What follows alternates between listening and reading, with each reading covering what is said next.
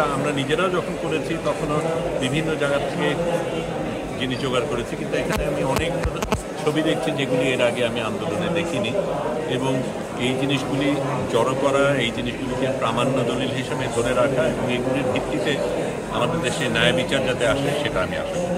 আলোকচিত্র প্রামাণ্য দলিল, যারা এই ছবিগুলি তুলেছে তারা সেই জায়গায় ছিল বলেই এই কাজ করতে পেরেছে, তারাও সাহসী কাজ করেছে।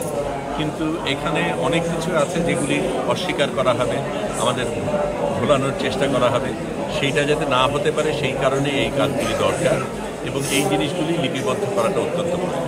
যারা রাজপথে ছিল তারা কখনোই এই জিনিসটা ভুলবে না, যারা এত বছরের স্বৈরাচারের ভুক্তভোগী তারাও কখনো এই জিনিসটা ভুলবে না। কিন্তু এটা তো ঠিক যে ইতিহাসকে বিকৃত করা হয়, এত বছর ধরে করা হচ্ছিল, এবং এখনও নিশ্চয়ই আমরা যদি সক্রিয় না থাকি তাহলে ইতিহাসকে বিকৃত করার চেষ্টা করা হবে।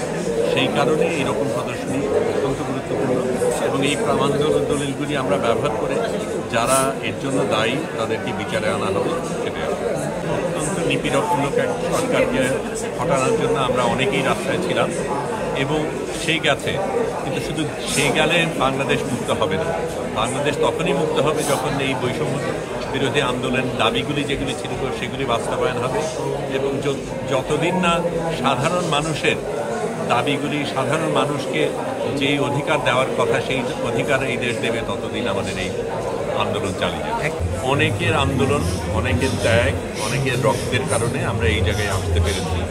এখন আমাদের তাদেরকে প্রতিদান দেওয়া যেমন প্রয়োজন, তারা যেই কারণে এই আন্দোলনটা করেছিলেন, যেই কারণে আত্মত্যাগ করেছিলেন সেটাকে মনে রাখা প্রয়োজন। এবং আমি তো মনে করি এখন অত্যন্ত গুরুত্বপূর্ণ কাজ আমাদের সামনে। দ্রব্যমূল্যর দাম কমানো অত্যন্ত গুরুত্বপূর্ণ। যারা আহত ছিল তাদের চিকিৎসা, যারা নিহত হয়েছে তাদের পরিবারের দেখভাল, এবং আমি মনে করি এই সময় সাধারণ জনগণের নিরাপত্তা বজায় রাখাটাও অত্যন্ত গুরুত্বপূর্ণ।